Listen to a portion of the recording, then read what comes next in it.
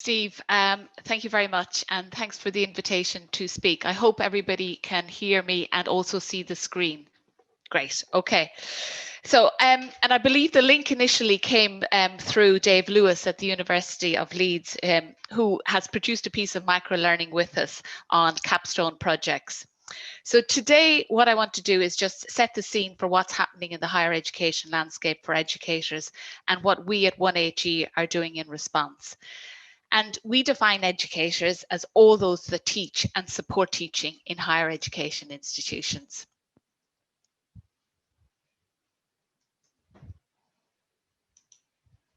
Now, yes, hit it twice and then it'll work. Okay, so what's happening in higher education? Well, as you're all very much aware, the landscape has changed significantly, accelerated by the COVID pandemic. But for some time now, there's been a strong recognition that higher education must respond to the changing needs of the world's economies and of society. But more immediately, educators have been thrown into the deep end with the pivot to teaching online and really have had to either sink or swim to survive. So what's the result? With inconsistent support and guidance, both staff and students are suffering, and in turn universities themselves, as students all over the world question the value of their education. So what are we doing at OneHE? Well, as Steve said, I and my two co-founders set up OneHE in August 2018, initially as a community platform to connect educators across the globe to share new thinking, highlight what works in practice, and fund innovative projects. And then through extensive research and guidance from our international advisory group, and spurred on by the impact of the pandemic, we now provide educators with bite-sized courses and resources that are available on demand and are easily accessible and easily digestible. And we provide these in an online platform where we prompt and encourage social learning by embedding discussion throughout the courses and the resources that we provide. And we really believe that we're different. We believe that no one organization or body owns the teaching and learning agenda. And our ambition is to bring together expertise and thinking from across the globe to give educators and institutions choice in supporting them to teach their way. It's about bringing the person to the center of how you teach and encouraging students to engage in their learning, and as a result, maximizing their chances of success. We want to make support available for all educators. At the moment, across institutions, and mainly due to budgetary constraints, we see that training and support can be restricted to a few in some cases. And since March 2020, we have pivoted our offer, developed a new platform, and are now in a beta launch phase. But before I talk about the beta phase, what is flexible, affordable, on-demand support in the context of higher education, in the context of OneHE in higher education? And for us, for the individual educator, it's about content that is needs-led. So really understanding what are the needs of educators at the moment and also for the future. And so it's continually asking, what support do you need? And for this, flexibility is key to the design and application of our content. And that's why we've gone for bite-sized format. So the majority of our courses are 15 minutes in length and are broken down into about 6 2-minute sections. And they're accessible and available for when you need or want them. So for example, if you wanted to pick a course on a topic area and look at it over a lunchtime or in the evening time, it's done in a format that allows you to do that. Also, for all our courses, there is an emphasis on the practical application of theory and learning. So we want to make sure that in all our courses that you have a takeaway on activities that you can immediately implement into your teaching. So they're evidence-based, they are delivered by experts, but there's a real emphasis on what activities can you now take away that you can apply immediately into your teaching. We encourage connection through peers on a global level, and we also encourage dialogue at all stages in our courses. And that's what we're finding really works now in the last few weeks, that people will engage at the smallest, lowest level, but not so much in a large community. And you might find that within your own communities and how people engage. And for us, OneHE is a safe space to try new approaches, to learn from each other. But we also want it to be fun and engaging. And we're really going towards delivering this in a way that people recognize within their own social lives. So looking at the learning from things like Netflix, how people actually engage with information, how they come back to a platform, how they can pick up where they left off. Educators can directly engage with experts, and this is working really well at the moment. So you can pose a question, put in a comment within a course, and get direct feedback from the expert who has delivered the course. And we really want to look at this for all. So we are really looking at an affordable price on a monthly basis to access the platform. And we're talking about in the region of about £10 a month to join OneHE. But at the moment, anybody who joins us in the beta gets free access until the end of July. For institutions, we see that OneHE is a complementary offer. So we are not here to take over or say that our approach is better than anybody else's. So we really see that we exist alongside current provision. And it is flexible in how we can work with institutions. So even though we create content in small bite-sized forms, and we also have a large amount of resources for activities that educators can use, all these can be stackable and they can be linked into a pathway for more formal training. And everything we do has a developmental approach to the content that we're creating. So we're very interested in really understanding institutional needs, also profiling what's different, and also experts within institutions get a chance to create content with us. And also we will be able to see who's engaging, how they're engaging, not from a policing point of view, but very much from a learning point of view. What type of content do we need to continue to produce? What formats are working best so that we actually produce content that actually moves with the needs of our educators that are engaging with us?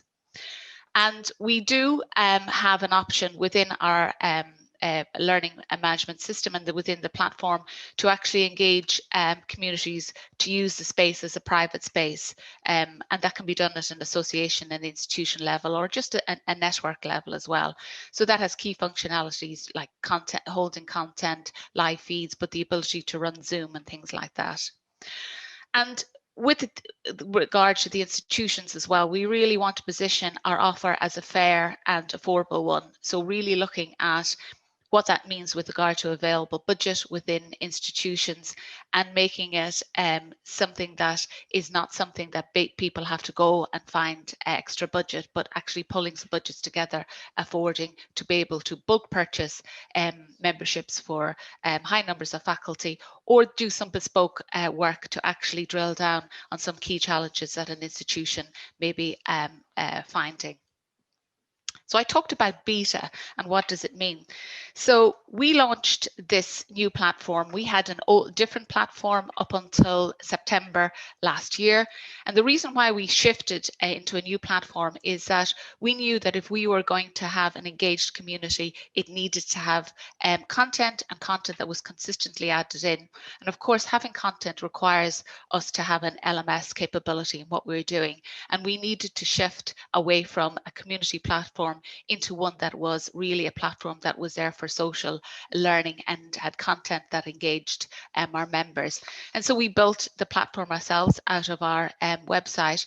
And this is why we are now in a beta testing mode with regard to not so much testing if the system will fall over, because it's been working with us since September, but it's really to test the members' journey and how well the content is being engaged with and what is the best format of that. And also we're spending time now really looking at how do we actually get the right content to fit the need of the educators coming into the platform.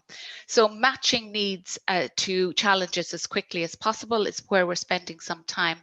And we will formally launch the platform in August this summer. But we're in a very much a listening mode at the moment, but we're continually adding new content as well into the platform. So by the end of July, we will have about 40 courses that are each about 15 minutes long, and over 100 resources that educators can access to look at doing activities within their teaching. And so our content is mainly focused on effective pedagogies to maximize student engagement and success. And our work is heavily influenced by Jim Lang, Director of Learning and Teaching in Assumption University in Massachusetts. And he's also the author, some of you might know, of Small Teaching. And the whole concept behind Small Teaching is making small but continual changes that have big impact. And his book is underpinned by the teaching philosophies, but also the science of learning as well. So I recommend it as a read, but the concept and how he positions fits so well with what we're trying to do as well. And he's now working with us as a special advisors and guides us on our areas of focus going forward, alongside a lot of our advisory group and the experts that we work with as well. And we work with about 40 experts from across the world. So just to see what people are saying about us at the moment, I'm not going to read these out. I'll just give you a few moments just to say what people, how they're finding the content and the experience on the OneHE platform.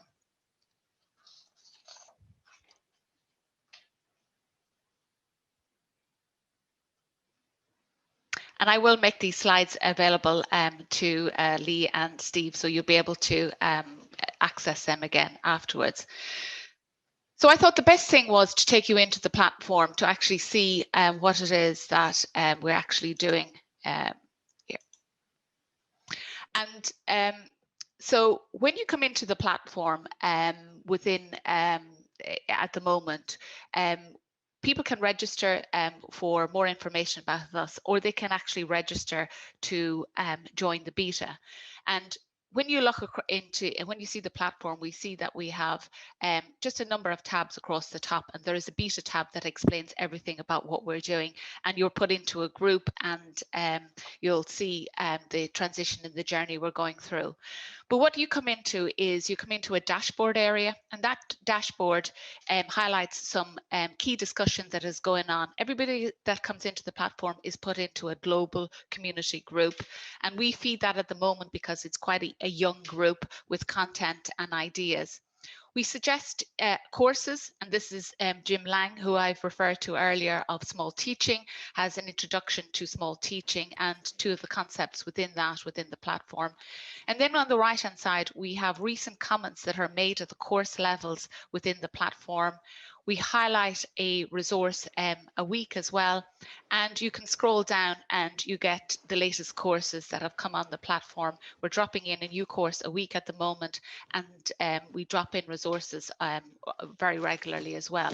So to give you an idea of what we mean by a course, if I go into the courses areas, we currently have 13 courses in the platform.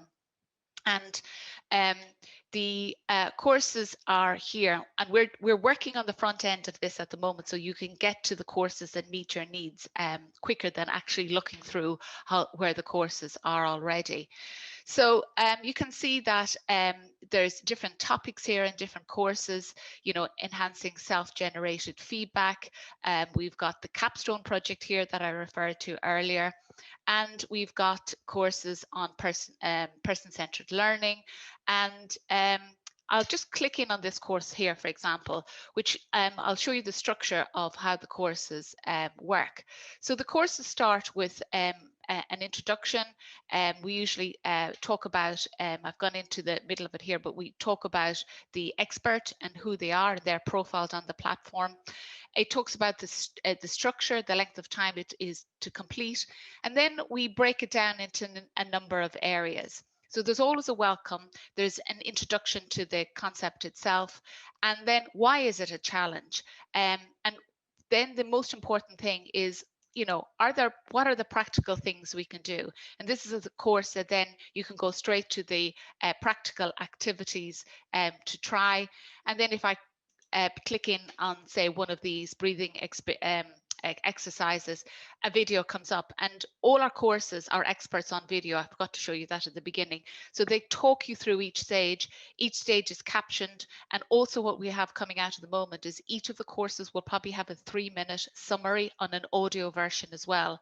So the idea going forward would be a little bit like a playlist that you could download when our app is coming within the next couple of months, so that you can get an idea of a summary of the courses and then which ones you'd pick and choose into your playlist that you would go back and listen to around your work day, whether it's at lunchtime, whether it's in the evening time, or whether you set aside time to actually engage with those.